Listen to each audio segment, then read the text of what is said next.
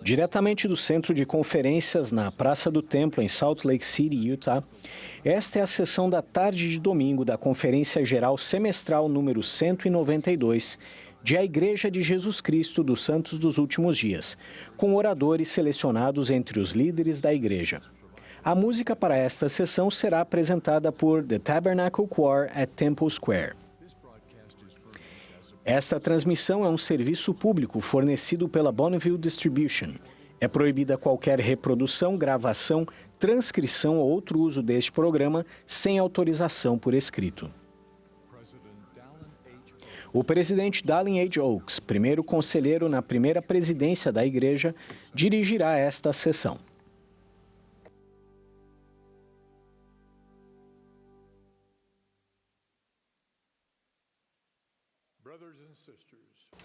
Irmãos e irmãs, sejam bem-vindos à sessão da tarde de domingo da Conferência Geral Semestral número 192 de A Igreja de Jesus Cristo dos Santos dos Últimos Dias. O presidente Russell M. Nelson, que preside esta conferência, pediu-me que eu dirigisse esta sessão. Estendemos nossas saudações aos membros da igreja e amigos no mundo todo que participam desta reunião pelo rádio, pela televisão, pela internet ou por transmissão via satélite. A música para esta sessão será apresentada pelo The Tabernacle Choir at Temple Square, sob a regência de Mac Wilber e Ryan Murphy, com Andrew Answorth e Joseph Peoples ao órgão.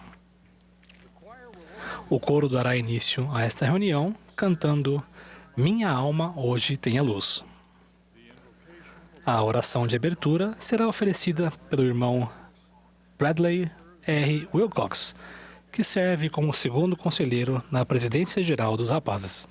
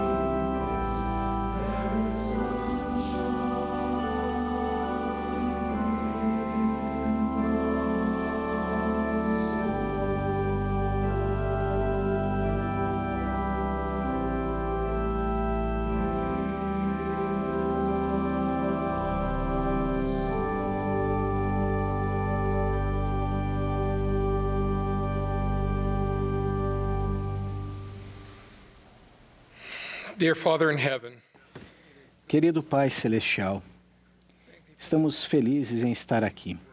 Obrigado pela oportunidade de te adorar durante esta conferência. Somos gratos pelos homens e mulheres, pelos profetas, suas esposas, famílias. Somos gratos pelo sacrifício que eles fazem em nosso favor. Lembramos dos missionários ao redor do mundo e pedimos a Ti que os abençoe, assim como os missionários sêniores, os líderes missionários, para que conduzam essa obra em frente. Oramos pelos jovens adultos solteiros, para que sejam fortes e resistam à tentação e façam como o profeta nos pede hoje, para que consigam superar o mundo e preparar o mundo para a segunda vinda de Teu Filho Jesus Cristo. E por essas bênçãos oramos em nome de Jesus Cristo. Amém.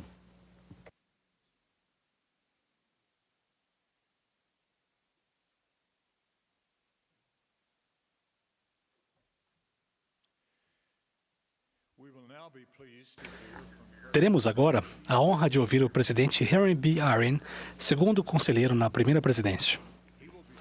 Ele será seguido pelo elder Ryan K. Olsen, dos 70. Após suas palavras, o coro nos agraciará com o hino Meu Pai Celestial me dê afeição. Ouviremos então os elders Jonathan S. Schmidt e Mark D. Eddy, dos 70. Presidente Aaron.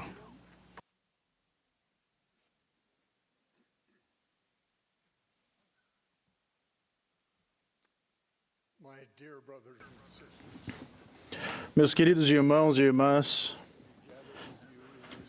sou grata por estar com vocês nesta conferência geral de A Igreja de Jesus Cristo dos Santos dos Últimos Dias. Sentimos sua fé e seu amor onde quer que vocês estejam. Temos sido edificados pelos ensinamentos inspirados, pelos poderosos testemunhos e pela magnífica música.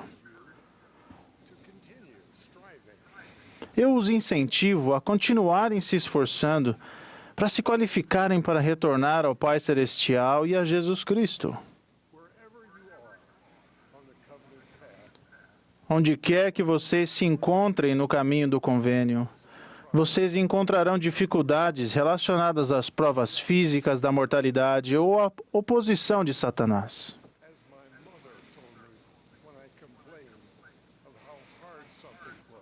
Quando eu reclamava de como algo era difícil, minha mãe me dizia: Hal, é claro que é difícil, é para ser difícil mesmo. A vida é um teste. Ela era capaz de dizer isso com calma, até mesmo com um sorriso, porque sabia duas coisas. A despeito da dificuldade, o que mais importava era chegar de volta ao lar para estar com seu Pai Celestial. E ela sabia que poderia fazê-lo por meio da fé em seu Salvador.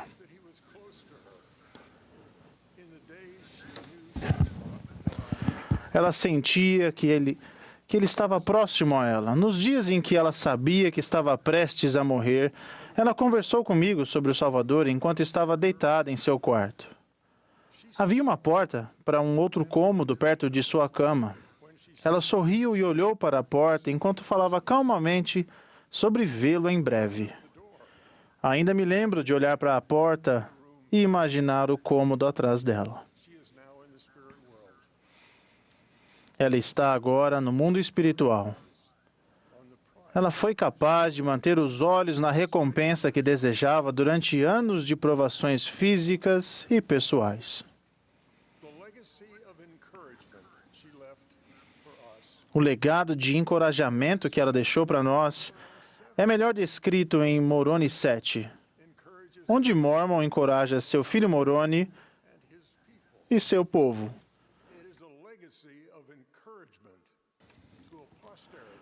É um legado de encorajamento a uma posteridade, assim como foi o de minha mãe para a família dela.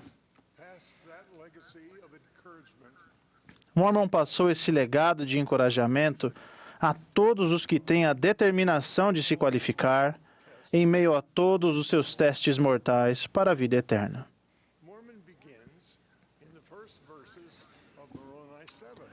Mormon começa nos primeiros versículos de Moroni 7 com um testemunho de Jesus Cristo, de anjos e do Espírito de Cristo, que nos permite distinguir o bem do mal e assim poder escolher aquilo que é bom. Ele coloca Jesus Cristo em primeiro lugar, assim como todos os que obtêm sucesso ao encorajar aqueles que se esforçam em direção ao caminho para seu lar celestial.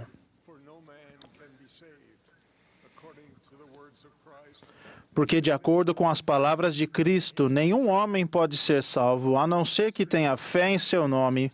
Portanto, se estas coisas houverem cessado, então a fé também cessou. E terrível é o estado do homem, pois é como se não tivesse havido redenção.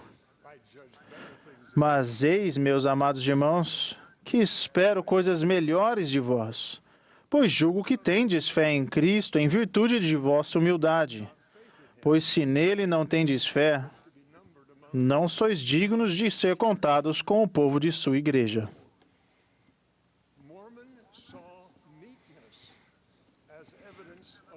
Mormon via a mansidão como uma prova da força de sua fé.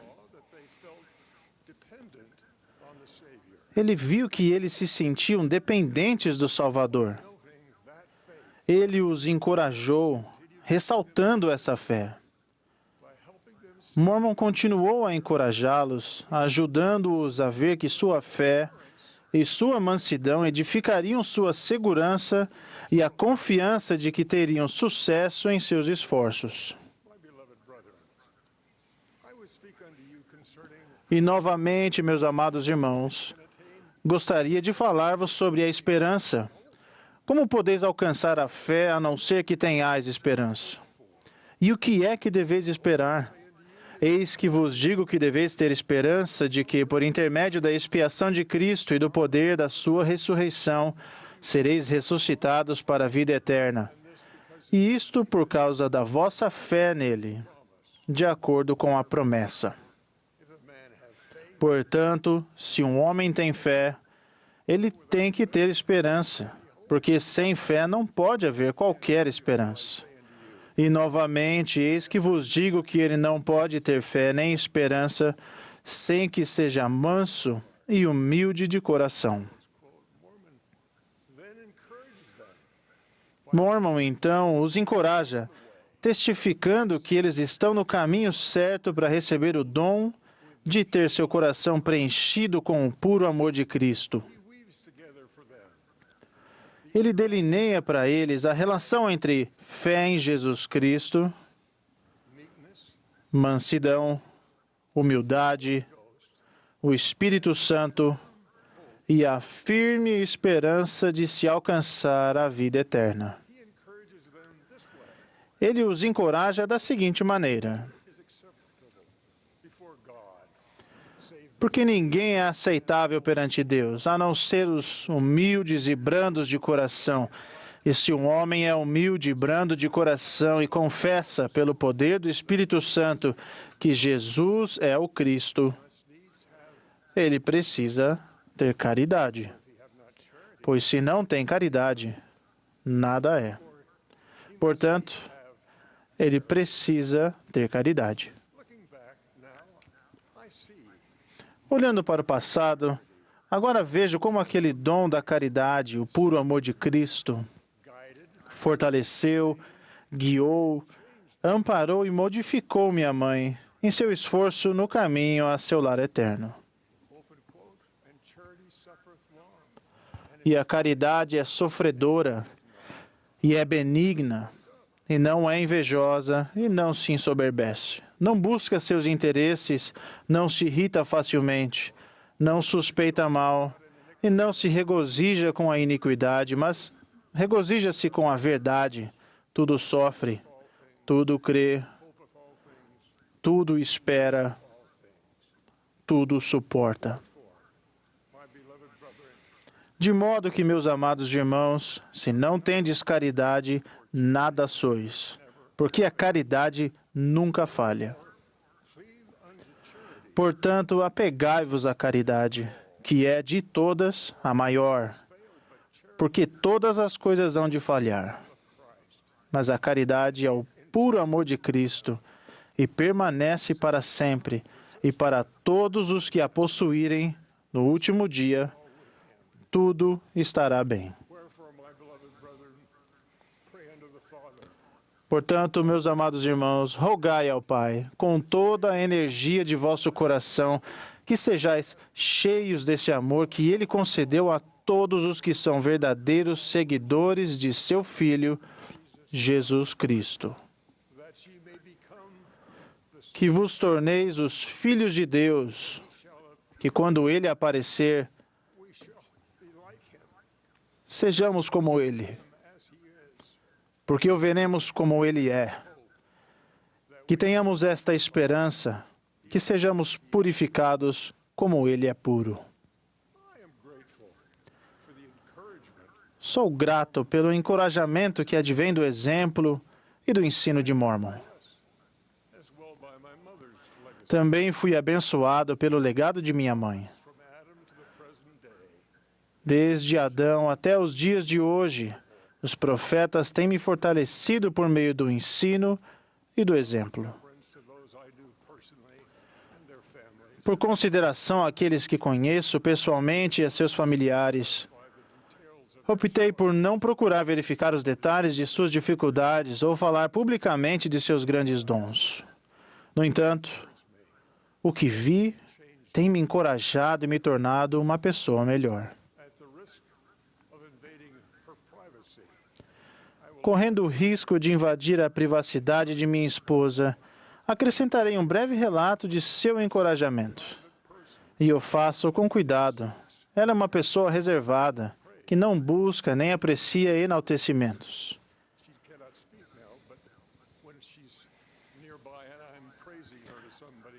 Ela não vai falar agora, mas quando estou perto dela, sempre a elogio. E ela sempre diz, já está bom, ela. Estamos casados há 60 anos.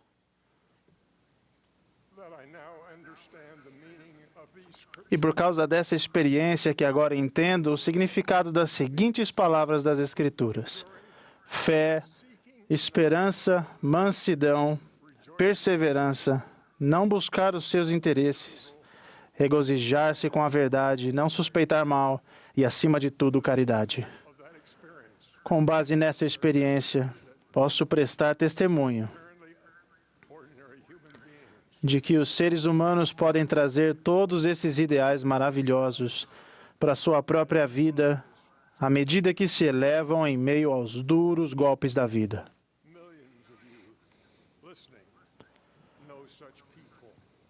Milhões de vocês que me ouvem agora conhecem pessoas assim. Muitos de vocês são essas pessoas. Todos nós precisamos desses exemplos encorajadores e de amigos amorosos. Quando estiverem com alguém, como irmãs ou irmãos ministradores, vocês estarão representando o Senhor. Pensem no que Ele faria ou diria. Ele os convidaria a se achegarem a Ele. Ele os encorajaria. Ele notaria e elogiaria o início das mudanças que eles precisarão fazer. E Ele seria o exemplo perfeito para que seguissem. Ninguém vai conseguir fazer todas essas coisas de uma vez, mas ao ouvirem esta conferência, vocês podem saber que estão no caminho certo. O Salvador conhece em detalhe seus desafios. Ele conhece seu grande potencial para crescer em fé, esperança e caridade. Os mandamentos e convênios que Ele oferece a vocês não são testes para controlá-los. Eles são dádivas que os levam a receber todas as dádivas de Deus e a voltar ao lar onde habita seu Pai Celestial e o Senhor, que os amam. Jesus Cristo pagou o preço por nossos pecados. Podemos reivindicar essa bênção de vida eterna se tivermos fé suficiente para nos arrepender e nos tornar como uma criança, puros e prontos para receber a maior de todas as dádivas de Deus.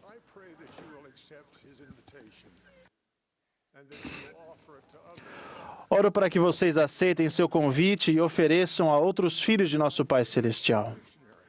Oro por nossos missionários em todo o mundo, que eles sejam inspirados a encorajar cada pessoa a ter o desejo e a acreditar que o convite vem de Jesus Cristo, por meio de seus servos que tomaram seu nome sobre eles.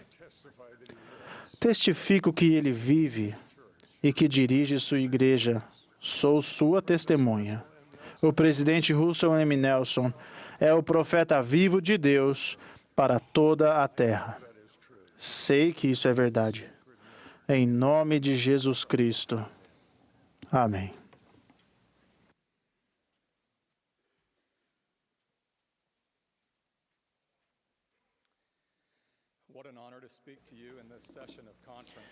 É uma honra falar a vocês nesta sessão de conferência. Falo a vocês hoje como um amigo. No Evangelho de João, o Salvador ensinou que somos amigos dele se fazemos o que ele nos pede. São o nosso amor individual e coletivo pelo Salvador e os convênios que fizemos com ele que nos unem. O presidente Eyring ensinou: quero dizer a vocês o quanto o Senhor os ama e confia em vocês. Mais ainda, quero falar-lhes do quanto ele conta com vocês. Quando fui chamado à autoridade geral pelo presidente Nelson, fui inundado por emoções. Foi algo indescritível. Julie e eu aguardamos ansiosamente pela sessão da tarde de sábado da Conferência Geral. Senti-me humilde ao ser apoiado. Caminhei cuidadosamente até chegar ao meu assento para não tropeçar em minha primeira designação. No final daquela sessão, algo aconteceu que teve um profundo efeito em mim. Os membros do quórum formaram uma fila e nos cumprimentaram um por um. Cada um deles demonstrou seu amor e apoio. Com um abraço afetuoso, eles disseram: não se preocupe, este é o seu lugar. Em nosso relacionamento com o Salvador, ele olha para o coração e não faz acepção de pessoas. Pensem em como ele escolheu seus apóstolos. Ele não atentou para a posição social nem para a riqueza. Ele nos convida a segui-lo e acredito que ele nos assegura que nosso lugar é junto a ele. Esta mensagem se aplica em especial aos jovens da igreja. Vejo em vocês o que o presidente Nelson vê. Ele disse: há algo inegavelmente especial sobre esta geração de jovens. Nosso Pai Celestial deve ter uma grande confiança em vocês para tê-los enviado à Terra nesta época. Vocês nasceram para ser grandiosos. Sou grato por tudo o que aprendo com os jovens. Sou grato por tudo que os meus filhos, nossos missionários, minhas sobrinhas e meus sobrinhos me ensinam. Há não muito tempo, eu estava trabalhando em nossa fazenda com meu sobrinho Nash. Ele tem 6 anos de idade e é puro de coração. Ele é meu sobrinho Nash favorito. Eu acredito que eu sou o tio favorito dele falando na conferência hoje. Enquanto ele me ajudava a encontrar uma solução para nosso projeto, eu disse: Nash, essa é uma ótima ideia. Como você consegue ser tão esperto? Ele me olhou com uma expressão de surpresa, como dizendo: Tio Ryan, como você não sabe a resposta para essa pergunta? Ele simplesmente deu de ombros, sorriu e disse com confiança: Jesus. Nash fez com que eu me lembrasse naquele dia deste simples, mas profundo ensinamento. A resposta para as questões mais simples e para os problemas mais complexos é sempre a mesma. A resposta é Jesus Cristo. Todas as soluções são encontradas nele. No Evangelho de João, o Salvador disse a seus discípulos que prepararia um lugar para eles. Tomé ficou confuso e perguntou ao Salvador: Senhor, nós não sabemos para onde vais. Como podemos saber o caminho? Disse-lhe Jesus: Eu sou o caminho e a verdade e a vida. Ninguém vem ao Pai senão por mim. O Salvador ensinou a seus discípulos que ele é o caminho, a verdade e a vida. Ele é a resposta para a pergunta de como se achegar ao Pai Celestial. Adquirir um testemunho de seu papel divino em nossa vida foi algo que aprendi quando jovem. Quando eu servia como missionário na Argentina, o presidente Howard W. Hunter nos convidou a fazer algo que influenciou profundamente minha vida. Ele disse: precisamos conhecer Cristo melhor do que já o conhecemos. Precisamos nos lembrar dele com mais frequência. Precisamos servir a ele com mais determinação. Naquela ocasião, eu estava preocupado em como ser um missionário melhor. Essa era a resposta: conhecer a Cristo, lembrar-se dele e servi-lo. Os missionários em todo o mundo estão unidos neste propósito: convidar as pessoas a chegarem-se a Cristo, ajudando-as a receber o Evangelho restaurado por meio da fé em Jesus Cristo, em sua expiação, e por meio do arrependimento, do batismo, do recebimento do dom do Espírito Santo e da perseverança até o fim. Aos nossos amigos que estão ouvindo os missionários, acrescento meu convite para que se acheguem a Cristo. Juntos, nós nos esforçaremos para conhecê-lo, para nos lembrar dele e para servi-lo. O serviço missionário foi uma época sagrada da minha vida.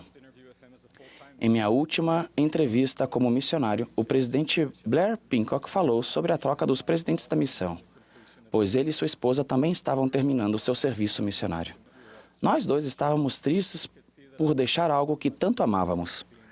Ele percebeu que eu estava preocupado com o fato de não ser mais um missionário de tempo integral. Ele era um homem de grande fé e me ensinou com amor, assim como fizera nos 2 anos anteriores. Ele apontou para a gravura de Jesus Cristo sobre sua mesa e disse: Elder Olsen, tudo vai ficar bem porque a obra é dele. Senti-me tranquilo ao saber que o Salvador nos ajudará, não apenas enquanto servimos missão, mas sempre, se o permitirmos.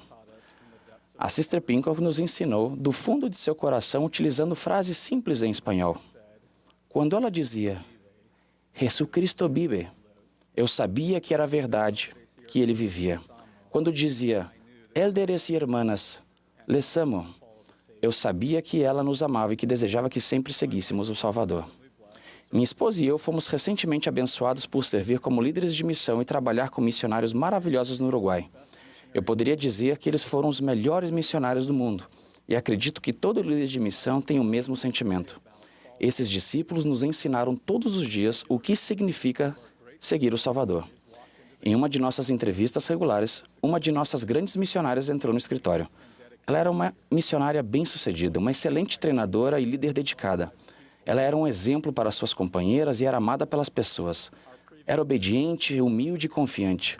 Nossas entrevistas anteriores sempre se concentraram em sua área e nas pessoas que ela estava ensinando. Essa entrevista foi diferente. Perguntei como ela estava e pude ver que ela estava preocupada. Ela disse, Presidente Olsen, não sei se sou capaz de fazer esse trabalho. Não sei se vou conseguir ser boa o suficiente. Não sei se consigo ser a missionária que o Senhor precisa que eu seja. Ela era uma excelente missionária. Era excelente em todos os sentidos. Era o sonho de todo presidente de missão. Eu nunca tive preocupações com as habilidades dela como missionária. Enquanto a ouvia, eu não sabia o que dizer. Fiz uma oração silenciosa. Pai Celestial, esta missionária é excelente. Ela é sua. Ela está fazendo tudo certo. Não quero arruinar esta situação. Ajude-me a saber o que dizer. As palavras vieram à minha mente. Eu disse, Hermana, sinto muito por estar se sentindo assim. Quero lhe fazer uma pergunta. Se você estivesse ensinando uma amiga que se sente como você, o que você diria a ela? Ela olhou para mim e sorriu. Com um inconfundível espírito missionário e convicção, ela disse, Presidente, isso é fácil. Eu diria a ela que o Salvador a conhece perfeitamente. Diria a ele que ele vive e que ela o ama. Diria, você é boa o suficiente e vai superar isso. Com um sorriso, ela disse, creio que isso se aplica aos nossos amigos, também se aplica a mim. Quando temos dúvidas, podemos achar que as soluções são muito complexas ou que encontrar respostas é muito confuso. Devemos nos lembrar de que o adversário, o pai de todas as mentiras, é o arquiteto da confusão. O Salvador é o mestre da simplicidade. O presidente Nelson disse, o adversário é astuto. Por milênios ele tem feito com que o bem pareça mal e o mal pareça bem. Suas mensagens geralmente são repletas de ruído, ousadia e presunção. No entanto, as mensagens de nosso Pai Celestial são extraordinariamente diferentes. Ele se comunica de modo simples, sereno e com uma clareza tão magnífica que se torna difícil não entendê-lo. Quão gratos somos por Deus nos amar tanto e nos enviar seu Filho. Ele é a resposta. O presidente Nelson disse recentemente: o Evangelho de Jesus Cristo nunca foi tão necessário quanto nos dias de hoje. Isso reforça a urgente necessidade de seguirmos a instrução dada pelo Senhor a seus discípulos. Ide por todo o mundo, pregar o Evangelho a toda criatura. Para os que escolherem servir missão, posso prestar testemunho sobre as bênçãos que virão ao atenderem o chamado de um profeta. Vocês não farão isso por vocês, mas pelo Salvador. Vocês serão chamados para servir em um local. Mas o mais importante é que servirão as pessoas. Vocês terão a grande responsabilidade e a bênção de ajudar novos amigos e a entender que a resposta é Jesus. Esta é a Igreja de Jesus Cristo dos Santos dos Últimos Dias, e este é o nosso lugar. Tudo o que o presidente Nelson amorosamente nos incentiva a fazer nos aproximará mais do Salvador. Nossos maravilhosos jovens, incluindo meu sobrinho Nash, ao longo de sua vida, por mais difíceis ou confusos que sejam os desafios, lembre-se sempre de que a resposta é simples. É sempre Jesus. Assim como tenho ouvido aqueles que apoiamos como profetas, videntes e reveladores dizerem em muitas ocasiões, também digo que amamos vocês. Agradecemos a vocês, precisamos de vocês. Este é o seu lugar. Amo o Senhor, presto testemunho de seu nome, sim, Jesus Cristo. Testifico que Ele é o autor e consumador de nossa fé e é o mestre da simplicidade. A resposta é Jesus. Em nome de Jesus Cristo. Amém.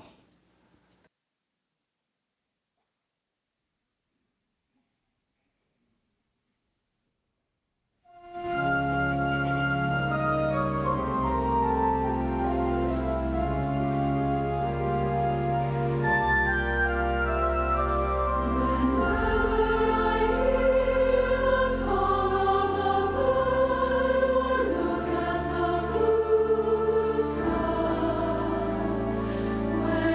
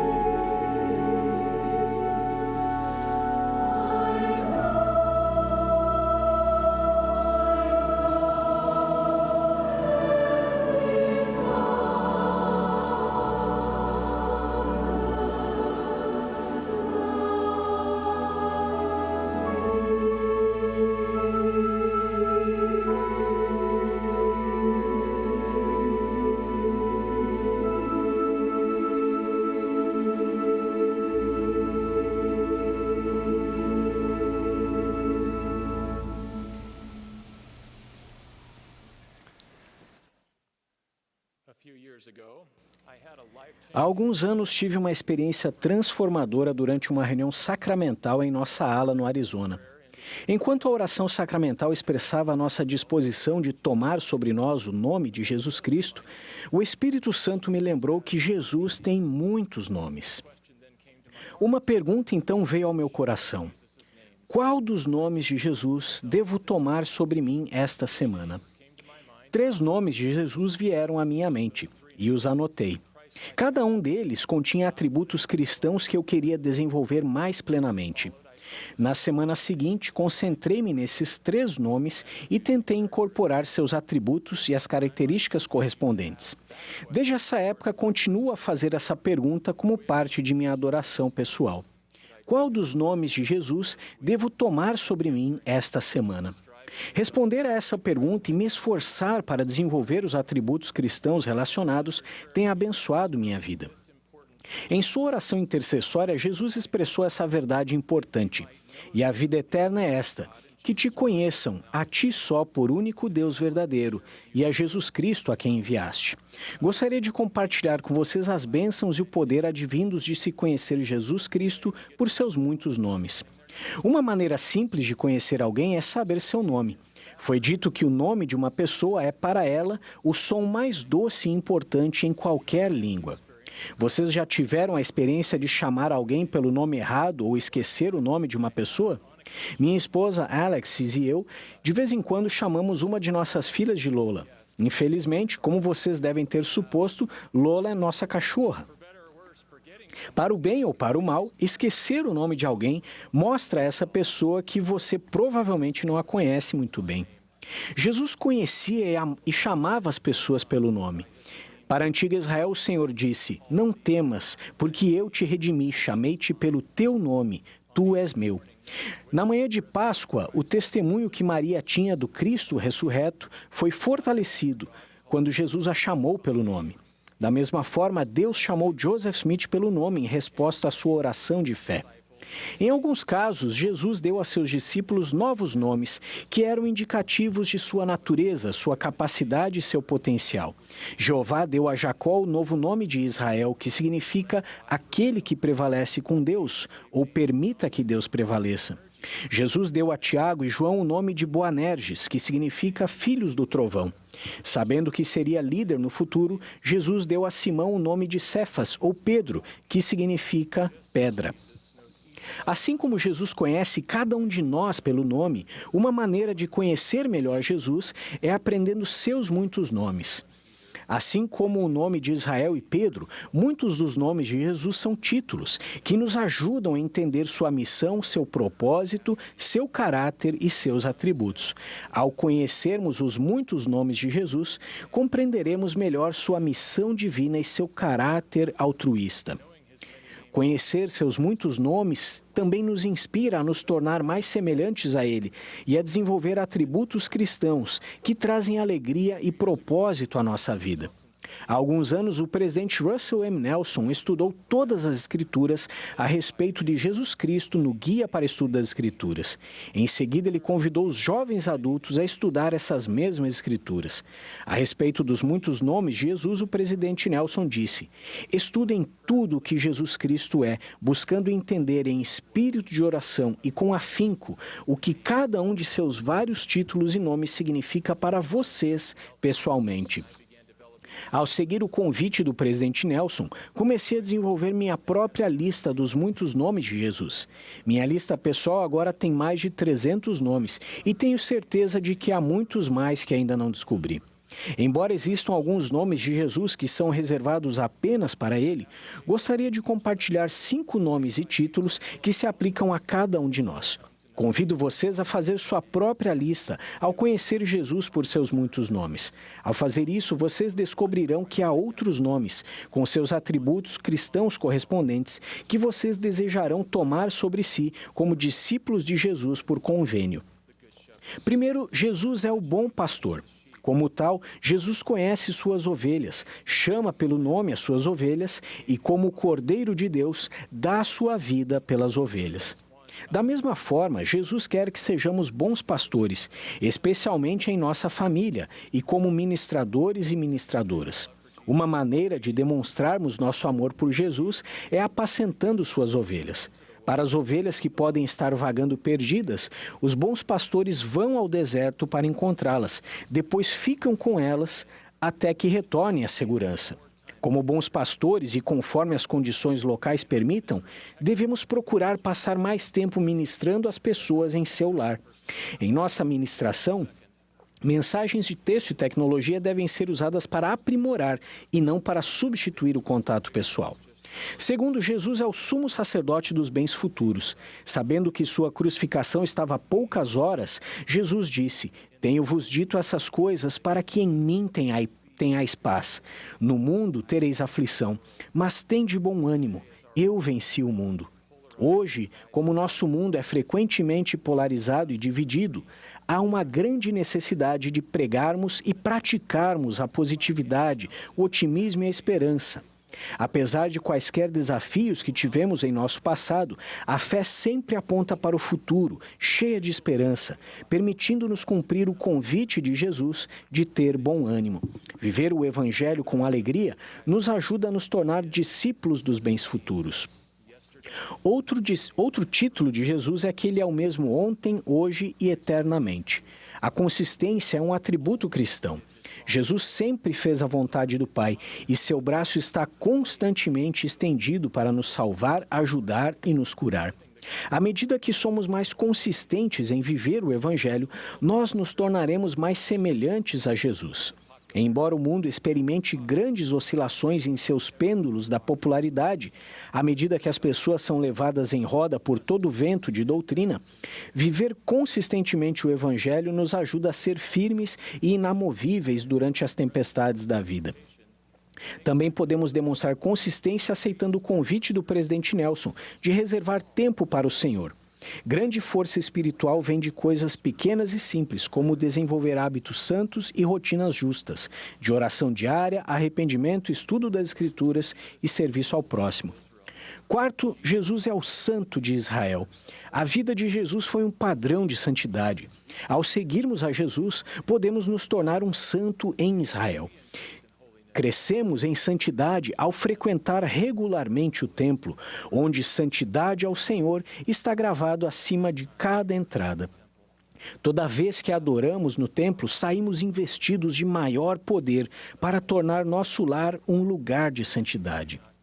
Para aqueles que atualmente não têm uma recomendação para entrar no templo sagrado, convido-os a conversar com seu bispo e a se preparar para entrar nesse lugar sagrado ou retornar a ele. Despender tempo no templo fará crescer a santidade em nossa vida. O último nome de Jesus é que ele é fiel e verdadeiro. Assim como Jesus sempre foi fiel e verdadeiro, seu desejo sincero é que demonstremos essas qualidades em nossa vida. Quando nossa fé vacila, podemos clamar a Jesus: "Senhor, salva-me", assim como Pedro quando começou a afundar no tempestuoso mar da Galileia. Naquele dia, Jesus se abaixou para resgatar o discípulo que estava se afogando. Ele fez o mesmo por mim e fará o mesmo por você. Nunca desista de Jesus. Ele nunca desistirá de você. Quando somos fiéis e verdadeiros, seguimos o chamado de Jesus: "Estai em mim", que também pode significar "estejam comigo". Quando somos confrontados com perguntas, quando somos ridicularizados por nossa fé, quando os dedos do escárnio são apontados para nós por aqueles que estão nos grandes e espaçosos edifícios do mundo, permanecemos fiéis e permanecemos verdadeiros. Nesses momentos, lembramos da súplica do Salvador: "Buscai-me em cada pensamento, não duvideis, não temais". Ao fazermos isso, Ele nos dará a fé, a esperança e a força necessárias para permanecermos com Ele. Queridos irmãos e irmãs, Jesus quer que o conheçamos porque Ele é o único nome debaixo do céu pelo qual podemos ser salvos. Ele é o caminho, a verdade e a vida. Ninguém pode voltar ao Pai a não ser por Ele. Jesus é o único caminho. Por isso Jesus chama: "Vinde a mim, segue-me, anda comigo e aprende de mim". De todo o coração, presto testemunho de Jesus Cristo, que Ele vive, que ama vocês e que os conhece pelo nome. Ele é o Filho de Deus, o unigênito do Pai. Ele é nossa rocha, nossa fortaleza, nosso escudo, nosso refúgio e nosso libertador. Ele é a luz que resplandece nas trevas. Ele é nosso Salvador e nosso Redentor. Ele é a ressurreição e a vida. Meu desejo sincero é que conheçam Jesus por seus muitos nomes e que se tornem como Ele, ao praticar seus atributos divinos em sua vida. Em nome de Jesus Cristo, amém.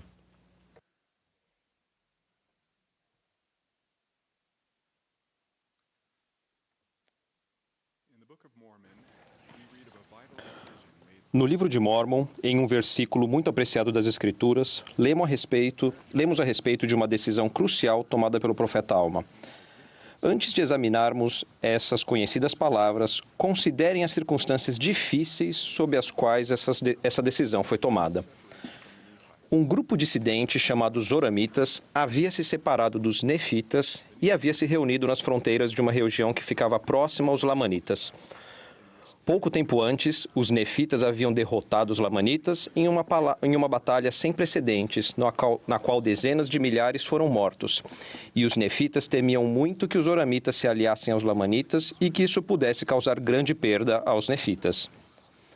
Além das preocupações quanto à guerra, Alma ficara sabendo que os Zoramitas, cujo povo já havia sido ensinado a palavra de Deus, estavam se voltando à adoração de ídolos e pervertendo os caminhos do Senhor. Tudo isso foi muito angustiante para Alma e foi motivo de grande dor para ele. Ao se encontrar nessas circunstâncias complexas e desafiadoras, Alma ponderou o que deveria ser feito. Quanto à decisão que ele tomou, lemos palavras que foram preservadas para nos inspirar e nos instruir ao enfrentarmos as circunstâncias complexas e desafiadoras de nossos dias. Ora, como a pregação da palavra exercia uma grande influência sobre o povo, levando-o a praticar o que era justo, sim, surtia um efeito mais poderoso sobre a mente do povo do que a espada ou qualquer outra coisa que lhe houvesse acontecido, Alma, portanto, pensou que seria aconselhável pôr à prova a virtude da palavra de Deus.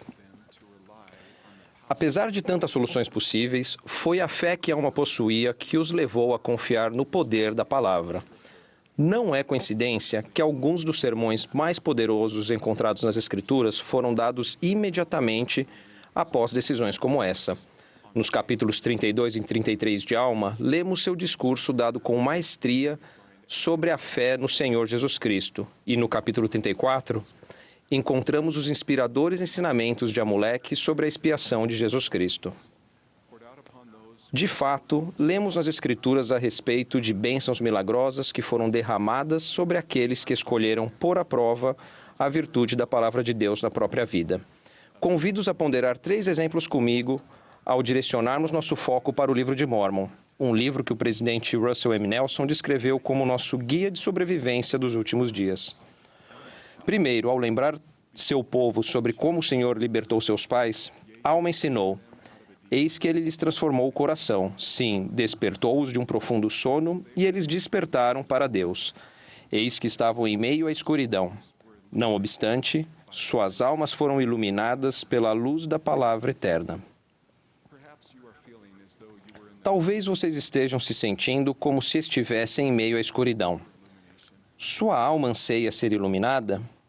Se sim, ponham à prova a virtude da palavra de Deus. Segundo, ao refletir sobre a conversão dos Lamanitas ao Senhor, que Amon testemunhou como missionário, ele disse: eis que quantos milhares de nossos irmãos ele livrou das penas do inferno. E eles foram levados a cantar o amor que redime, e isto graças ao poder de sua palavra que está em nós. Irmãos e irmãs, há muitas pessoas entre nós que anseiam que aqueles a quem amam sejam levados a cantar o amor que redime. Em todos os nossos esforços, que nos lembremos de pôr à prova a virtude da palavra de Deus que está em nós. Terceiro, no livro de Elamã, lemos: sim, vemos que quem o desejar poderá aderir à palavra de Deus, que é viva e eficaz. que romperá ao meio todas as artimanhas e as armadilhas e os artifícios do diabo, e guiará o homem e a mulher de Cristo por um caminho estreito e apertado, através daquele abismo eterno de miséria, e depositar sua alma à mão direita de Deus no reino dos céus. Vocês têm buscado ignorar todas as artimanhas e os artifícios do diabo que estão tão predominantes nas filosofias de nossos dias? Vocês têm o desejo de dissipar as nuvens de confusão causadas pelo excesso de informações para que consigam se concentrar unicamente no caminho do convênio? Então, ponham à prova a virtude da palavra de Deus.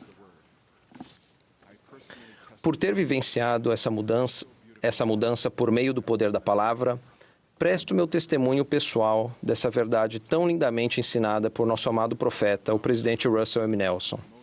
Para mim, o poder do livro de Mórmon é mais evidente na poderosa mudança que ele acarreta na vida daqueles que o leem com um coração sincero e com real intenção, tendo fé em Cristo. Muitos conversos abandonam muitas coisas que gostavam a fim de viver os preceitos desse livro. Ele será a sua ferramenta mais eficaz para trazer almas a Jesus, o Cristo. Nessas e em outras ilustrações, podemos ver a virtude da palavra de Deus na vida de seus filhos. Talvez nos perguntemos, qual é a fonte dessa virtude ou desse poder?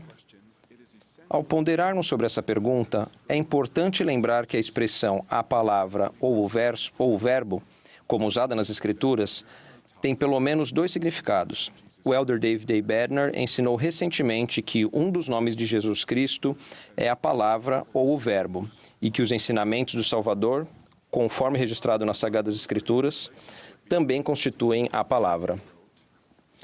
O profeta Nefi ilustrou a relação entre esses dois significados quando escreveu: Dai ouvidos a estas palavras e acreditai em Cristo. E se não acreditardes nessas palavras, acreditai em Cristo. E se acreditardes em Cristo, acreditareis nessas palavras, porque são as palavras de Cristo e Ele deu-as a mim. Assim aprendemos que há virtude nas palavras dos profetas antigos e modernos, justamente porque suas palavras são as palavras do Senhor. Meus queridos amigos, aceitar essa verdade eterna é crucial para a nossa sobrevivência espiritual nos últimos dias nos quais, conforme foi profetizado, há fome sobre a terra, não fome de pão, nem sede de água, mas de ouvir as palavras do Senhor. Por fim, a virtude da palavra de Deus é o Senhor Jesus Cristo. Ao compreendermos isso mais plenamente, poderemos fazer uma conexão de significado eterno entre o papel de seus profetas e o próprio Redentor. Nosso amor por Ele, nosso desejo de nos achegarmos a Ele e de permanecermos em seu amor, vai nos compelir a pôr à prova a virtude da palavra em nossa vida. Tanto a virtude que flui dele, como sendo nosso Salvador e Redentor pessoal, quanto a virtude que flui dele por meio das palavras dos vasos escolhidos do Senhor. Passaremos a perceber que, por mais úteis que outras fontes possam ser para nosso estudo sobre o Salvador e sobre as palavras de seus profetas, essas fontes nunca devem se tornar um substituto para essas duas coisas. Precisamos beber diretamente da fonte, sem parcimônia e com frequência. Expresso o meu amor a cada um de vocês, meus irmãos e minhas irmãs. Com esse mesmo amor, rogo-lhes que vivenciem a virtude da palavra de Deus, especialmente por meio do livro de Mórmon, todos os dias de sua vida. Se assim o fizerem, repito essa promessa profética do presidente Russell M. Nelson. Prometo que, ao estudarem o livro de Mórmon em espírito de oração, todos os dias, vocês tomarão melhores decisões, todos os dias. Prometo que, ao ponderarem sobre o que estudarem, as janelas do céu se abrirão e vocês receberão respostas para suas próprias perguntas e orientação para sua própria vida. Prometo que, ao se aprofundarem diariamente no livro de Mórmon, vocês serão imunizados contra os males diários. Testifico que nosso Pai Celestial nos deu a palavra porque Ele nos ama perfeitamente e deseja que cada um de nós volte para casa a fim de vivermos com Ele para sempre. Testifico que o Verbo se fez carne, sim, Jesus, o Cristo, e testifico de seu poder para nos salvar e nos redimir. Sei que recebemos sua virtude por meio das palavras de seus profetas, antigos e atuais. É a súplica de meu coração que tenhamos sabedoria e mansidão para nos agarrarmos à palavra de Deus e permanecermos no caminho do convênio que conduz à exaltação e à vida eterna. Que possamos vivenciar continuamente a vigorosa mudança disponível a cada um de nós por meio da virtude da palavra. Em nome de Jesus Cristo. Amém.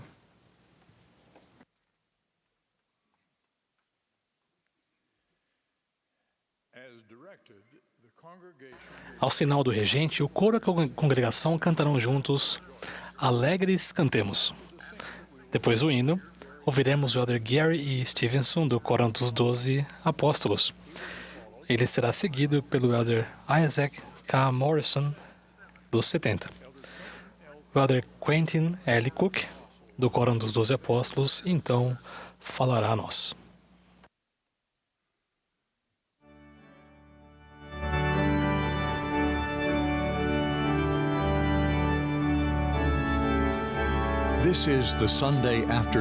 Esta é a sessão da tarde de domingo da Conferência Geral Semestral número 192 de A Igreja de Jesus Cristo dos Santos dos Últimos Dias.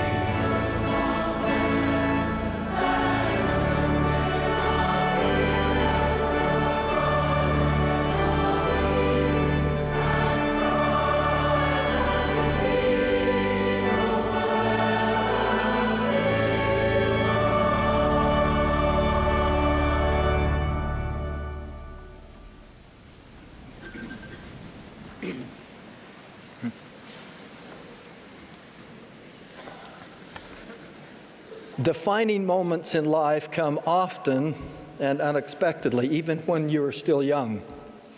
Allow me to share a story about a high school student. Permita-me compartilhar uma história sobre Kevin, um aluno de ensino médio que foi escolhido para viajar para fora do seu estado para um evento de liderança para alunos, como ele próprio descreveu.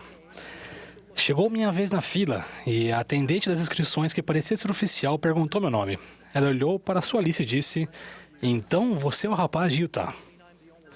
"Você quer dizer que eu sou o único?" perguntei. "Sim, o único." Ela me deu um crachá que dizia Utah abaixo de meu nome. Ao prendê-lo à minha camiseta, senti que estava sendo rotulado. No hotel, entrei no elevador, que estava cheio, com outros 5 alunos do ensino médio com crachás como o meu. "Oi, você é de Utah? Você é mórmon?" Um aluno perguntou. Eu me senti deslocado em meio a todos esses outros alunos de todo o país. "Sim", admiti de maneira hesitante. "Vocês acreditam em Joseph Smith, que disse que viu anjos? Você não acredita realmente nisso, não é?" Não sabia o que dizer. Todos os alunos do elevador estavam olhando para mim. Eu tinha acabado de chegar e todo mundo já pensava que eu era diferente. Tornei-me um pouco defensivo, mas então disse: "Sei que Joseph Smith foi um profeta de Deus." "De onde tirei isso?" me perguntei. Não sabia que teria essa coragem, mas sabia que as palavras eram verdadeiras. "Ouvi dizer que vocês são religiosos loucos", ele disse. Depois disso, houve uma pausa desagradável à medida que a porta do elevador se abriu. Ao pegarmos nossa bagagem, ele andou pelo corredor, rindo. Então, uma voz atrás de mim perguntou: "Ei, os Mormons não têm uma outra Bíblia?" "Ah, não, de novo não." Virei para trás e vi outro aluno que estava no elevador comigo, Christopher. "É chamado de O Livro de Mormon", eu disse, querendo mudar o assunto. Peguei minhas malas e comecei a andar pelo corredor. "Esse é o livro que Joseph Smith traduziu?" ele perguntou. "É sim", respondi. Continuei andando, com a esperança de evitar constrangimento. "Bem, você sabe como posso conseguir um livro desses?" De repente, uma escritura que aprendi no seminário veio à minha mente. Não me envergonho do Evangelho de Cristo. À medida que ela entrou em minha mente, senti-me envergonhado por me ter sentido tão constrangido. Essa escritura permaneceu comigo até o final da semana. Respondi o máximo de perguntas sobre a igreja que pude e fiz muitos amigos. Descobri que tenho orgulho de minha religião. Dei um livro de Mormon para Christopher. Mais tarde, ele me escreveu dizendo que havia convidado os missionários para ir à sua casa. Aprendi a não ficar constrangido em compartilhar meu testemunho. Sinto-me inspirado pela coragem de Kevin em compartilhar seu testemunho. Agora, a propósito, ele é um bispo servindo em Indiana. É uma coragem que se repete todos os dias por membros fiéis à igreja em todo o mundo. À medida que compartilho meus pensamentos, convido-os a refletir sobre estas 4 perguntas. Sei e compreendo o que é um testemunho? Sei como prestar meu testemunho? Quais são os obstáculos em prestar meu testemunho? Como posso manter meu testemunho? Seu testemunho é seu bem mais precioso, que com frequência está relacionado a sentimentos espirituais profundos. Esses sentimentos normalmente são comunicados de maneira silenciosa e são descritos como uma voz mansa e delicada. Seu testemunho é sua crença ou seu conhecimento da verdade, dado como uma confirmação espiritual por meio da influência do Espírito Santo. Adquirir essa confirmação vai mudar o que você diz e como você age. Elementos fundamentais de seu testemunho, os quais o Espírito Santo confirma, incluem 5 elementos. Deus é seu Pai Celestial e você é seu filho. Ele o ama. Jesus Cristo vive. Ele é o Filho do Deus vivo, seu Salvador e Redentor. Joseph Smith é um profeta de Deus que foi chamado para restaurar a Igreja de Jesus Cristo. A Igreja de Jesus Cristo dos Santos dos Últimos Dias é a Igreja de Deus restaurada na Terra. A Igreja de Jesus Cristo restaurada é liderada por um profeta vivo hoje. Você presta seu testemunho quando compartilha sentimentos espirituais com outras pessoas.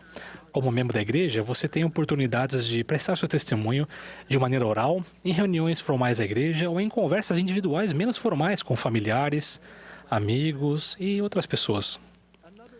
Outra maneira pela qual você presta seu testemunho é por meio de comportamento justo.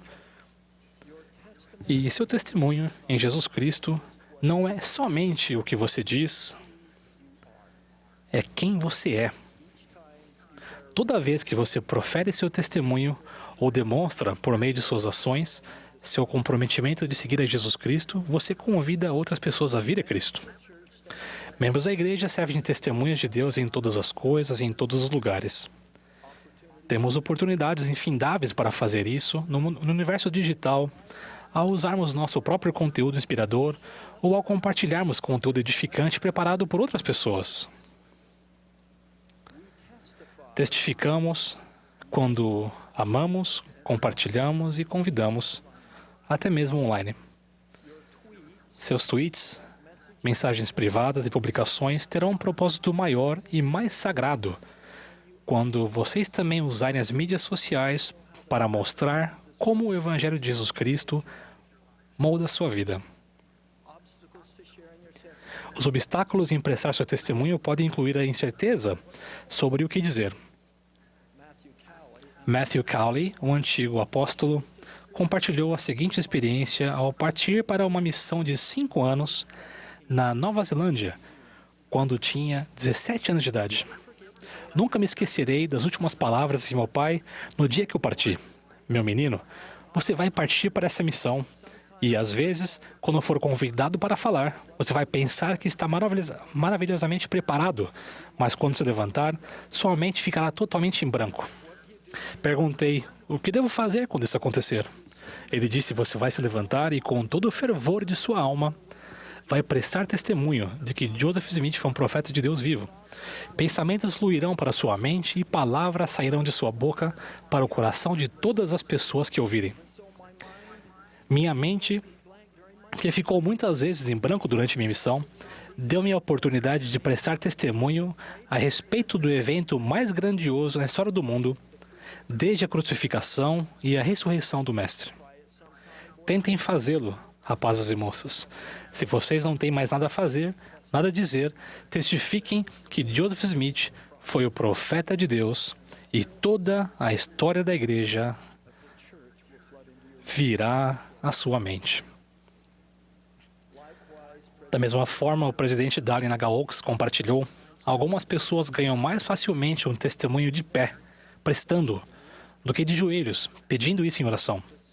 O Espírito presta testemunho ao orador e ao ouvinte da mesma forma. Outro obstáculo, como a história de Kevin destacou, é o medo. Assim como Paulo escreveu a Timóteo, porque Deus não nos deu espírito de temor, mas de fortaleza e de amor. Não te envergonhes do testemunho do nosso Senhor. Sentimentos de medo não vêm do Senhor, mas frequentemente do adversário. Ter fé, como Kevin teve, permitirá que você supere esses sentimentos e compartilhe livremente o que está em seu coração. Como posso manter meu testemunho? Acredito que o testemunho é uma parte essencial nossa.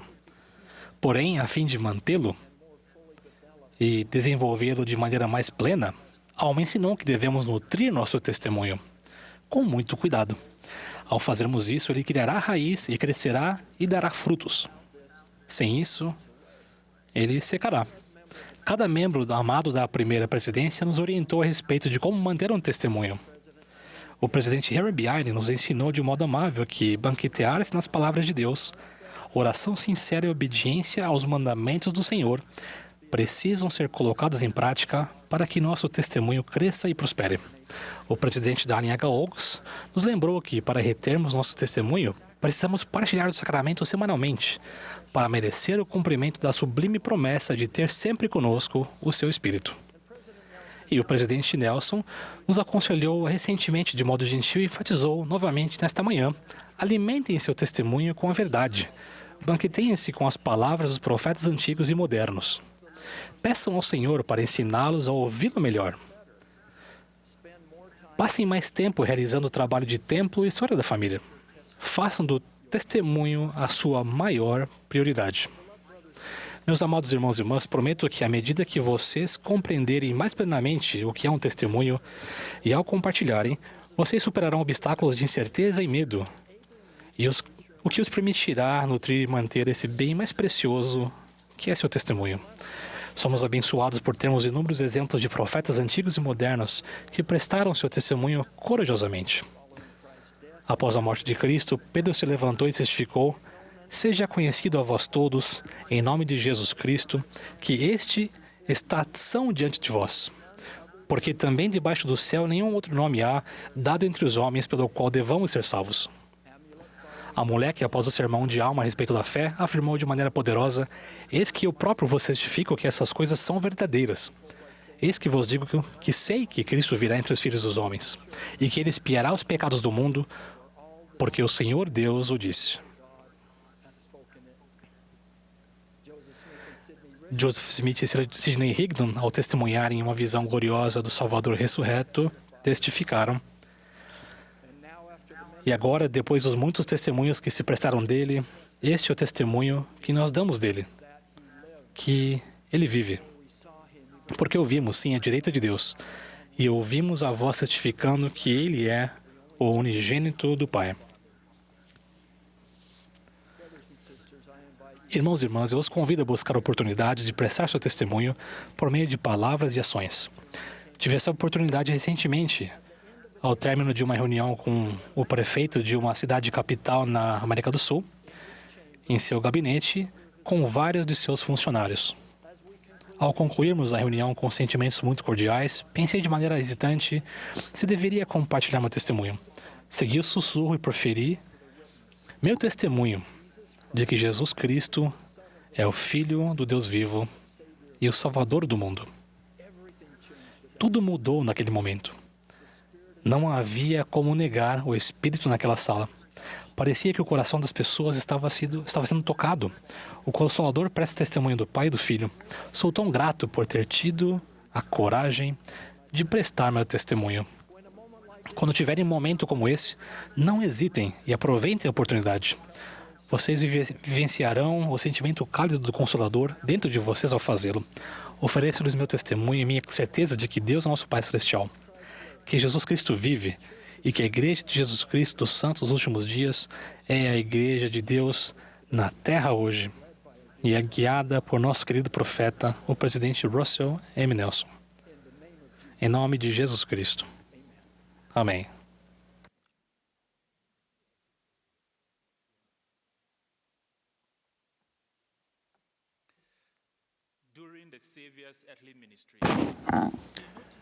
Durante o ministério terreno do Salvador, ele notou um homem que era cego.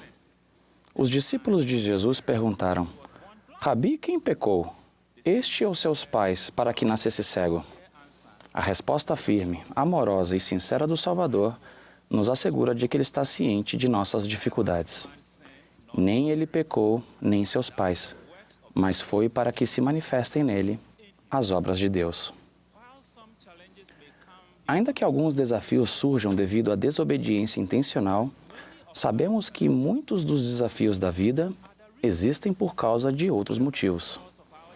Independentemente do motivo de nossos desafios, eles podem ser uma excelente oportunidade para crescermos. Minha família não foi poupada das adversidades da vida. Quando pequeno, eu admirava as famílias com muitos filhos. Era esse tipo de família que eu desejava ter, especialmente quando conheci a igreja durante minha adolescência por meio do meu tio materno Safo e de sua esposa em Takoradi de Gana. Quando Hannah e eu nos casamos, desejávamos que nossa bênção patriarcal se cumprisse. Ela mencionava que seríamos abençoados com muitos filhos. No entanto, antes do nascimento de nosso terceiro menino, tornou-se claro por razões médicas que Hannah não poderia ter outro bebê. Embora o nascimento de Kenneth tenha representado uma situação de risco tanto para ele quanto para sua mãe, sou grato por ele ter nascido bem e por sua mãe ter se recuperado. Ele foi capaz de começar a participar plenamente de nossa vida familiar, o que inclui a frequência à igreja, orações diárias em família, o estudo das Escrituras, a noite familiar e atividades recreativas salutares. Apesar de termos tido que ajustar nossas expectativas com relação a ter uma família grande, sentíamos alegria ao colocar em prática os ensinamentos de A Família Proclamação ao Mundo com nossos 3 queridos filhos. Seguir esses ensinamentos foi muito significativo para a minha fé em crescimento. Conforme declarado na proclamação, o casamento entre o homem e a mulher é essencial para seu plano eterno. Os filhos têm o direito de nascer dentro dos laços do matrimônio e de ser criados por pai e mãe que honrem os votos matrimoniais com total fidelidade. Fomos abençoados à medida que colocamos esses princípios em prática. Entretanto, durante um fim de semana, enquanto eu servia como presidente de estaca, vivenciamos o que talvez seja a pior provação que pais e mães possam enfrentar. Nossa família tinha voltado para casa após uma atividade da igreja e estávamos reunidos para almoçar. Depois, nossos 3 filhos foram brincar na área de lazer do condomínio. Minha esposa sentiu diversas vezes que poderia estar acontecendo algo errado. Ela me pediu para olhar os meninos enquanto lavávamos a louça. Eu sentia que estava tudo bem, pois conseguíamos ouvir a alegria deles enquanto brincavam. Quando finalmente nós 2 saímos para ver as crianças, para nosso desespero, vimos nosso pequeno Kenneth, de 18 meses, inerte, em um balde com água, longe da vista dos irmãos. Nós o levamos às pressas ao hospital, mas todas as tentativas de reanimá-lo foram em vão. Ficamos arrasados por saber que não teríamos a oportunidade de criar nosso precioso filho durante esta vida mortal. Apesar de sabermos que Kenneth faria parte de nossa família eternamente, comecei a pensar por que Deus havia deixado essa tragédia acontecer comigo se eu estava fazendo tudo o que podia para magnificar meu chamado. Eu havia acabado de voltar para casa após cumprir um de meus deveres ao ministrar aos membros da igreja. Por que Deus não poderia ter considerado meu serviço e poupado nosso filho e nossa família dessa tragédia? Quanto mais eu pensava no ocorrido, mais amargo me tornava. Minha esposa nunca me culpou por eu não ter dado ouvidos às suas impressões, mas aprendi uma lição que mudou minha vida e criei 2 regras que nunca devem ser quebradas. Regra número 1. Ouça e siga a inspiração de sua esposa. Regra número 2. Se por algum motivo não tiver certeza do que fazer, siga a regra número 1. Embora a experiência tenha sido devastadora e ainda sintamos pesar, nosso fardo quase insuportável foi finalmente aliviado. Minha esposa e eu aprendemos lições específicas com a perda que sofremos. Passamos a sentir a união e o vínculo que advém de nossos convênios no templo. Sabemos que podemos reivindicar Kenneth como nosso filho no próximo mundo, por ele ter nascido sob convênio. Também ganhamos a experiência necessária para ministrar a outras pessoas e ter empatia pelo sofrimento delas. Testifico que nosso rancor se dissipou à medida que exercemos fé no Senhor.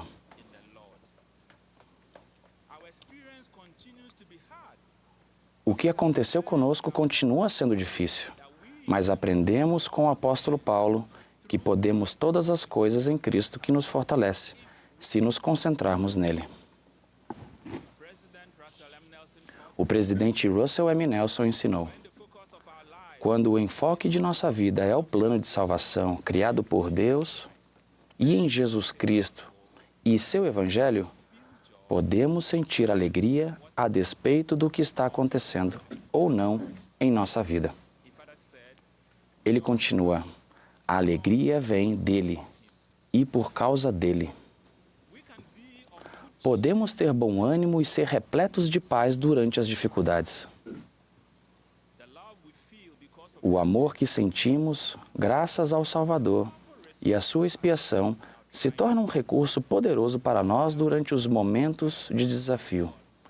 Tudo que é injusto e difícil nesta vida pode ser corrigido por meio da expiação de Jesus Cristo. Ele ordenou: no mundo tereis aflições, mas tende bom ânimo. Eu venci o mundo. Ele pode nos ajudar a suportar qualquer dor, doença ou provação que enfrentarmos na mortalidade. Encontramos diversas histórias nas Escrituras a respeito de líderes grandiosos e nobres, como Jeremias, Jó, Joseph Smith e Nefe, que não foram poupados das adversidades e dos desafios da mortalidade. Ele pode nos ajudar a suportar qualquer dor, doença ou provação que enfrentarmos na mortalidade. Durante os terríveis dias na cadeia de Liberty, Joseph Smith clamou: ó Deus, onde estás? E onde está o pavilhão que encobre teu esconderijo? O Senhor ensinou Joseph a suportar bem e prometeu que, se o fizesse, todas essas coisas lhe serviriam de experiência e seriam para seu próprio bem. Ao refletir a respeito de minhas experiências, percebo que aprendi algumas das melhores lições durante os momentos mais difíceis, os quais me fizeram sair da zona de conforto. As dificuldades que vivenciei quando era jovem, ao aprender sobre a igreja no seminário, como recém-converso e como missionário de tempo integral, e os desafios que enfrentei ao estudar, ao me esforçar para magnificar meus chamados e ao cuidar da família, me prepararam para o futuro. Quanto mais bom ânimo tenho ao agir diante de circunstâncias difíceis com fé no Senhor, mais cresço em meu discipulado. As dificuldades em nossa vida não deveriam nos surpreender, uma vez que entramos no caminho estreito e apertado. Jesus Cristo aprendeu a obediência pelas coisas que padeceu. À medida que o seguimos, principalmente durante as adversidades, podemos crescer e nos tornar mais semelhantes a Ele. Um dos convênios que fazemos com o Senhor no templo é o de viver a lei de sacrifício. O sacrifício sempre fez parte do Evangelho de Jesus Cristo. É um lembrete do grande sacrifício expiatório de Jesus Cristo por todos aqueles que viveram ou que ainda viverão na terra. Sei que o Senhor sempre nos abençoa por nossos desejos justos. Vocês se lembram dos vários filhos que me foram prometidos em minha bênção patriarcal? Essa bênção está se cumprindo. Minha esposa e eu servimos com muitas centenas de missionários de mais de 25 países na missão Ghana Cape Coast. Eles são tão preciosos para nós quanto se fossem literalmente nossos filhos. Testifico que crescemos em nosso discipulado quando exercemos fé no Senhor durante os momentos de dificuldades. Ao fazermos isso, Ele misericordiosamente nos fortalecerá e nos ajudará a carregar nossos fardos. Em nome de Jesus Cristo. Amém.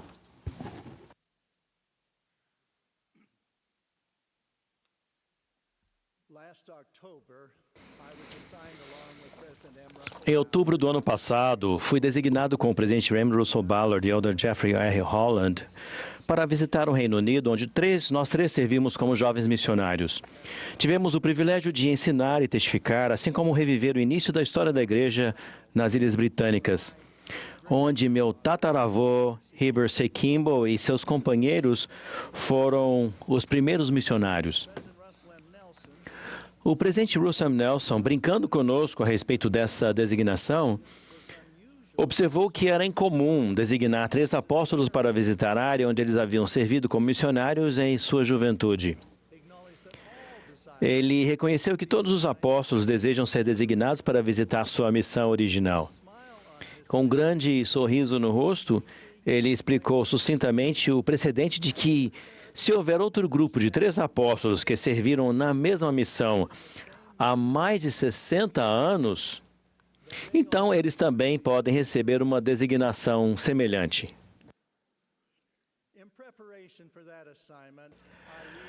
Em preparação para essa designação, reli o livro Life of Heber C. Kimball, escrito por um neto dele, Orson F. Whitney, que mais tarde foi chamado para o apostolado. Recebi esse livro de minha preciosa mãe quando eu tinha quase 7 anos de idade. Nós estávamos nos preparando para participar da dedicação do monumento This is the Place, no dia 24 de julho de 1947, realizada pelo presidente George Albert Smith. Ela queria que eu soubesse mais sobre meu antepassado Heber C. Kimball. O livro contém uma profunda declaração atribuída ao presidente Kimball que tem um grande significado para os nossos dias. Antes de compartilhar a declaração, gostaria de fornecer um pequeno contexto. Enquanto o profeta Joseph Smith estava preso na cadeia de Liberty, os apóstolos Brigham Young e Heber C. Kimball tinham a responsabilidade, sob terríveis circunstâncias adversas, de supervisionar a desocupação dos santos para fora do Missouri. Essa desocupação foi necessária em grande parte devido à ordem de extermínio emitida pelo governador Lilburn W. Boggs. Quase 30 anos depois, Heber C. Kimball, que na época servia na primeira presidência, refletindo sobre essa história com uma nova geração, ensinou: permitam-me dizer que muitos de vocês verão dias em que sofrerão todas as aflições, tribulações e perseguições que forem capazes de suportar, bem como inúmeras oportunidades de mostrar sua fidelidade a Deus e a sua obra. E Heber continuou: para vencer as dificuldades que virão, será necessário que saibam da veracidade desta obra por si mesmos. As dificuldades serão de tal natureza que o homem ou a mulher que não possui seu conhecimento pessoal ou testemunho cairá. Se vocês não tiverem o testemunho, vivam em retidão, invoquem o Senhor e não descansem até o alcançarem. Se não o fizerem, não resistirão às provações. Tempos virão em que nenhum homem ou mulher será capaz de perseverar com luz emprestada. Cada um terá de se guiar pela luz que traz dentro de si. Se você não a tiver, não resistirá. Portanto, busquem o testemunho de Jesus e se apeguem a ele, para que quando os tempos de tribulação chegarem, vocês não tropecem e caiam. Cada um de nós precisa de um testemunho pessoal da obra de Deus e do papel central de Jesus Cristo. A seção 76 de Doutrina e Convênios se refere aos 3 graus de glória e compara a glória celestial à do Sol. Depois compara a glória terrestrial à da Lua. O interessante é que o Sol produz a própria luz, mas a Lua brilha com luz refletida, ou seja, luz emprestada. Falando sobre o reino terrestrial, o versículo 79 declara: estes são os que não são valentes no testemunho de Jesus. Não podemos obter o reino celestial e viver com Deus, o Pai, sob luz emprestada. Precisamos ter nosso próprio testemunho de Jesus Cristo e de seu Evangelho. Vivemos em um mundo no qual a iniquidade é abundante e os corações se desviam de Deus por causa dos preceitos dos homens. Um dos exemplos mais convincentes nas Escrituras relacionados a preocupações de Heber C. Kimball a respeito da busca de um testemunho da obra de Deus, de Jesus Cristo, se encontra nos conselhos que Alma dá a seus filhos, Elamon, Siblon e Corianton. 2 de seus filhos haviam mantido a fidelidade a Deus e a sua obra, porém outro filho havia tomado péssimas decisões. Para mim, o conselho de Alma é mais significativo porque ele ofereceu aos seus próprios filhos na condição de pai. Sua primeira preocupação, assim como a preocupação de Heber C. Kimball, era que cada um de seus filhos tivesse um testemunho de Jesus Cristo e mantivesse sua fidelidade a Deus e a sua obra. Alma, falando a seu filho, Elamon testificou: sei que aqueles que confiarem em Deus serão auxiliados em suas tribulações, em suas dificuldades e em suas aflições, e serão elevados no último dia. Embora a alma tivesse recebido uma manifestação na qual viu um anjo, o que é raro, impressões concedidas pelo Espírito Santo são mais comuns. Essas impressões podem ser tão importantes quanto as manifestações angelicais. O presidente Joseph Fielding Smith disse: as impressões deixadas na alma provenientes do Espírito Santo são muito mais significativas do que uma visão. Trata-se de um momento em que o Espírito fala ao Espírito e a impressão deixada na alma é bem mais difícil de se apagar. Isso nos leva ao conselho de alma para seu segundo filho, Siblon. Siblon era justo como seu irmão Elamã. O conselho que quero enfatizar se encontra em Alma 38:12, que diz em parte: faze também com que todas as tuas paixões sejam dominadas, para que te enchas de amor. Dominar é uma palavra interessante. Quando montamos um cavalo, usamos as rédeas para dominá-lo e guiá-lo. Um bom sinônimo para essa palavra pode ser dirigir, controlar ou restringir. O Velho Testamento nos diz que nós nos alegramos quando soubemos que teríamos um corpo físico. O corpo não é mau, é belo e essencial, mas algumas paixões, se não forem usadas de forma adequada e dominadas de maneira apropriada, podem nos separar de Deus e de sua obra e impactar negativamente o nosso testemunho. Vamos falar de duas paixões em particular. Primeiro, a raiva e segundo, a concupiscência. É interessante que, se não dominarmos ou controlarmos essas paixões, elas podem causar muito sofrimento, diminuir a influência do Espírito e nos separar de Deus e de sua obra. O adversário aproveita todas as oportunidades para preencher a nossa vida com imagens de violência e imoralidade. Em algumas famílias, não é raro um marido ou esposa com raiva agredir um cônjuge ou um filho. Em julho, participei de um fórum parlamentar de todos os partidos do Reino Unido, em Londres. A violência contra a mulher e jovens foi destacada como um problema mundial significativo. Além da violência, outras pessoas se envolveram em abusos verbais.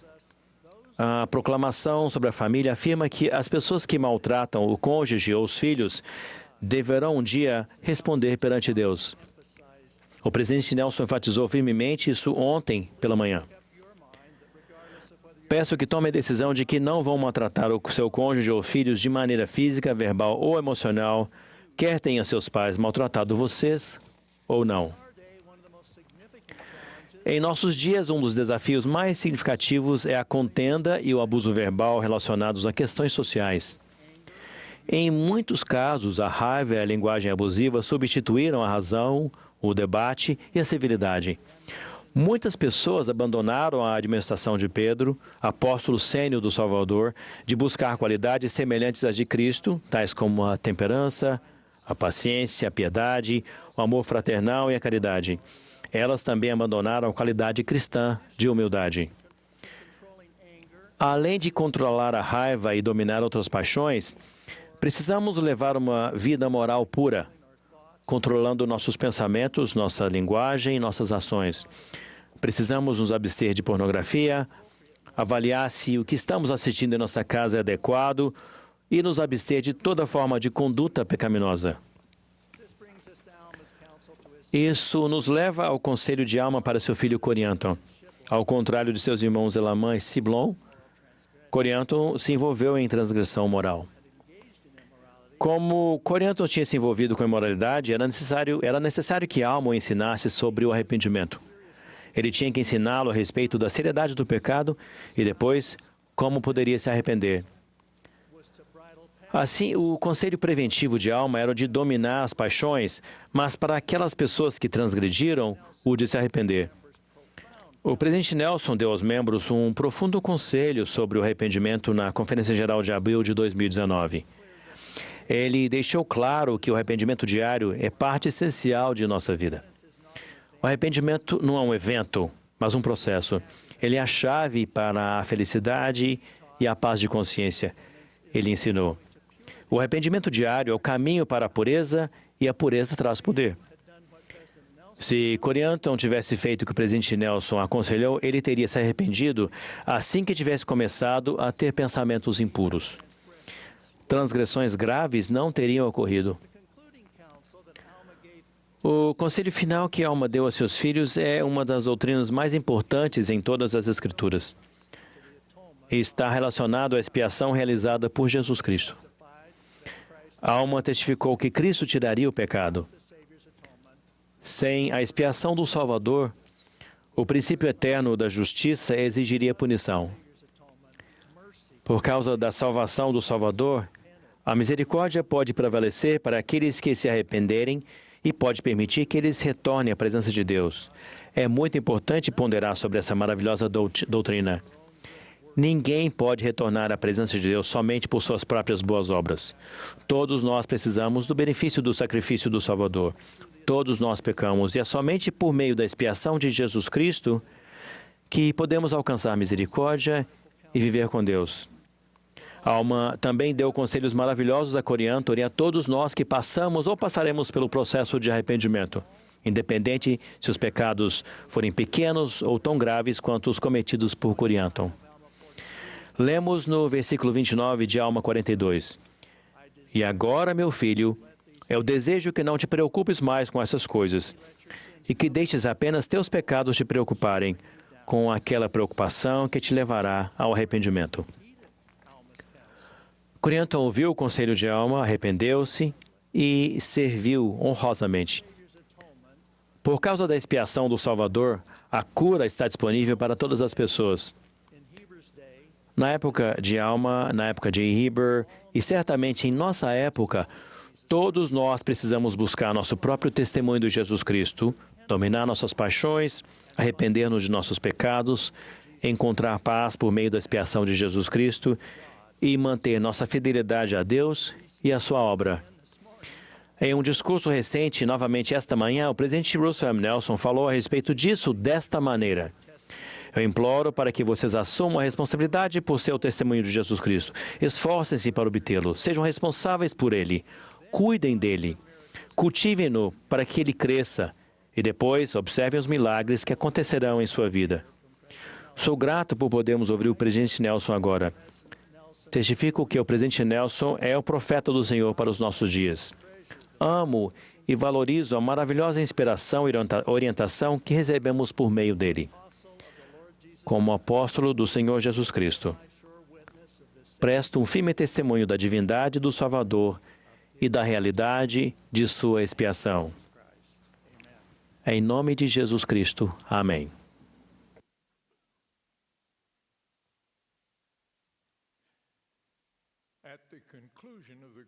Ao concluirmos esta conferência, expressamos sincera gratidão a todos os que trabalharam tão diligentemente para a sua preparação. Agradecemos aos oradores e aos que apresentaram a música inspiradora.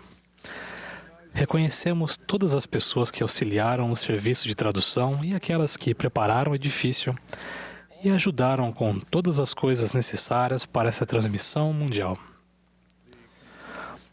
O último orador desta sessão será nosso amado profeta, o presidente Russell M. Nelson. Após suas palavras, o coro encerrará esta conferência cantando Deus vos guarde. A oração de encerramento será oferecida pelo líder Jorge M. Alvarado, dos 70, e a conferência entrará em recesso.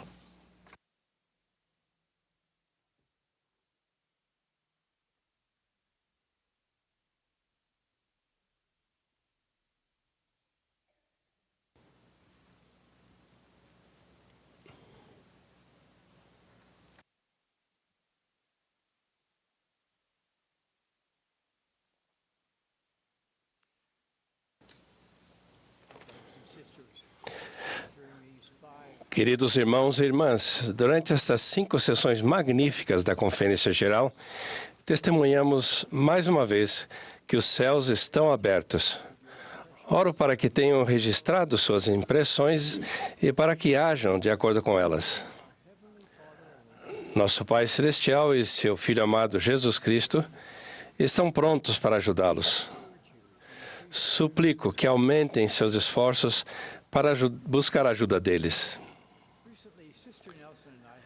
Recentemente, a irmã Nelson e eu tivemos a oportunidade de assistir, em primeira mão, a 4ª e nova temporada da série Vídeos do Livro de Mórmon. Ambos nos sentimos inspirados por esses vídeos. Gostaria de compartilhar com vocês um breve trecho da cena que retrata a aparição do Salvador aos nefitas.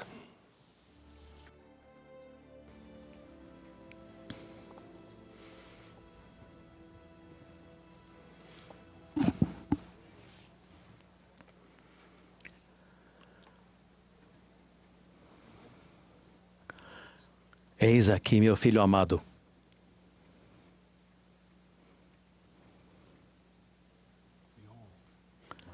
Eis aqui, meu filho amado. Eis aqui, meu filho amado, em quem me comprazo, em quem me glorifiquei meu nome. Ouvi-o.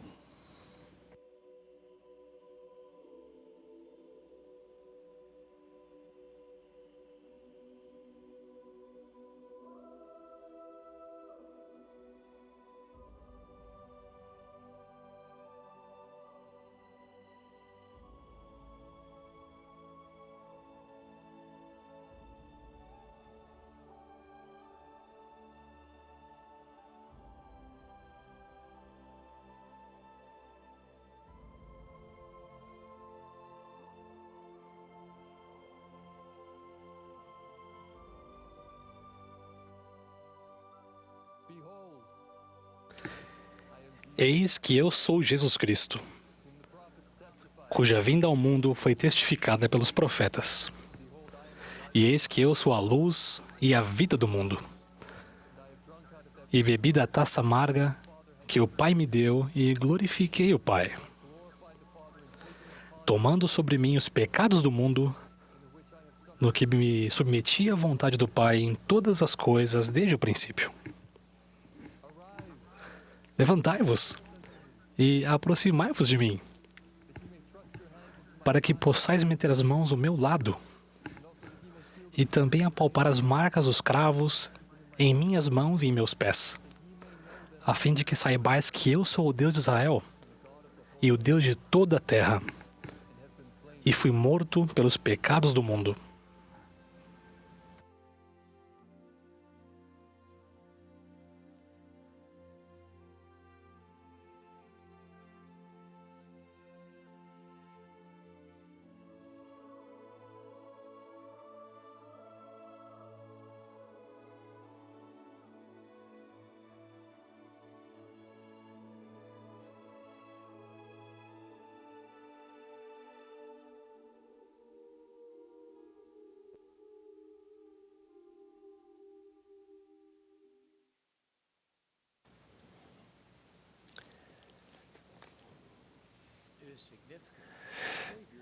É significativo que o Salvador tenha escolhido aparecer ao povo no templo. Essa é a sua casa. Ela está repleta de seu poder.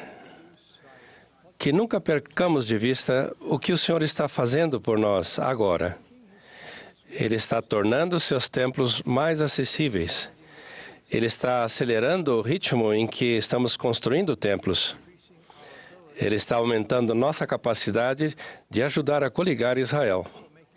Ele também está fazendo com que seja mais fácil para cada um de nós nos tornarmos espiritualmente refinados. Prometo que, ao passarem mais tempo no templo, sua vida será mais abençoada do que de qualquer outra maneira. Atualmente temos 168 templos em funcionamento, 53 novos templos em construção, e outros 54 na fase de projeto e pré-construção. Tenho a satisfação de anunciar nossos planos para a construção de um novo templo em cada um dos seguintes locais: Busan, Coreia; Naga, Filipinas; Santiago, Filipinas; Eket, Nigéria; Chiclayo, Peru; Buenos Aires City Center, Argentina, centro da cidade; Londrina, Brasil; Ribeirão Preto, Brasil; Huetenango, Guatemala; Jacksonville, Flórida; Grand Rapids, Michigan, Prosper, Texas, Lone Mountain, Nevada, e Tacoma, Washington. Também estamos planejando construir vários templos em determinadas áreas metropolitanas em que o tempo de locomoção para um templo já existente seja um grande desafio. Portanto, tenho a satisfação de anunciar mais 4 locais próximos da Cidade do México onde novos templos serão construídos. Cuernavaca, Pachuca, Toluca e Tula. Meus queridos irmãos e irmãs, que vocês se concentrem no templo como nunca se concentraram antes. Eu os abençoo para que se aproximem de Deus e de Jesus Cristo todos os dias. Amo vocês.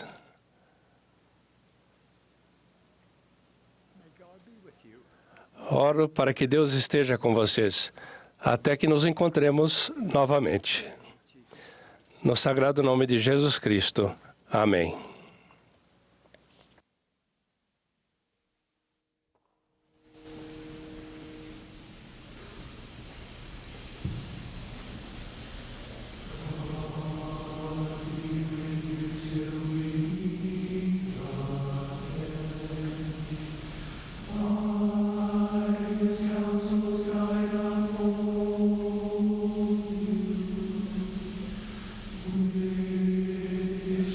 Secure.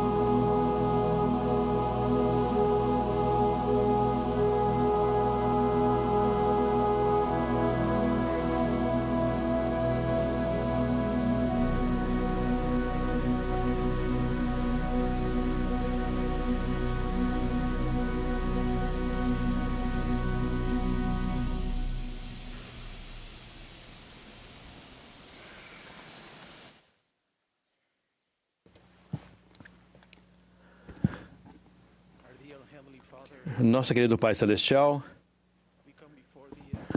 chegamos ante Ti ao final desta maravilhosa sessão da Conferência Geral com corações humildes e cheios de desejo de realizar a Tua vontade. Somos gratos por viver por uma vida vivo, evidentes reveladores, especialmente muito gratos por nosso querido presidente Russell M. Nelson e pelo anúncio de novos templos.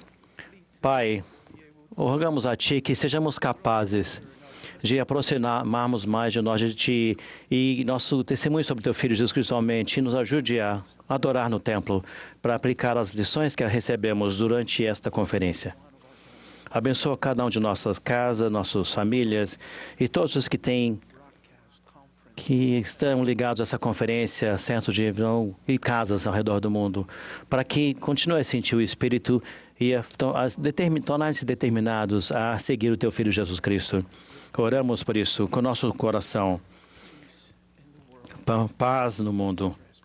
E para aqueles que estão sofrendo por muitas situações ao redor do mundo, amamos-te, Pai Celestial, em nome de Teu Filho, Jesus Cristo.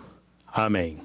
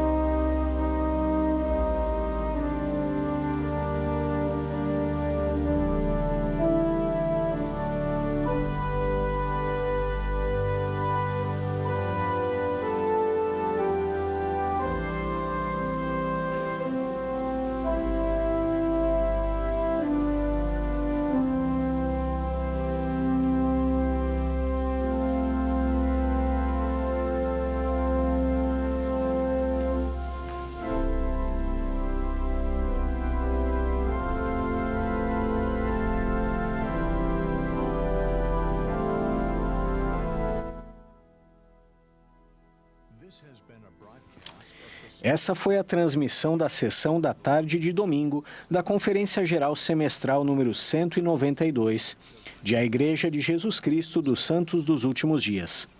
Os oradores foram selecionados entre os líderes da igreja. A música foi apresentada por The Tabernacle Choir at Temple Square. Essa transmissão foi fornecida como serviço público pela Bonneville Distribution. É proibida qualquer reprodução, gravação, transcrição ou outro uso deste programa sem autorização por escrito.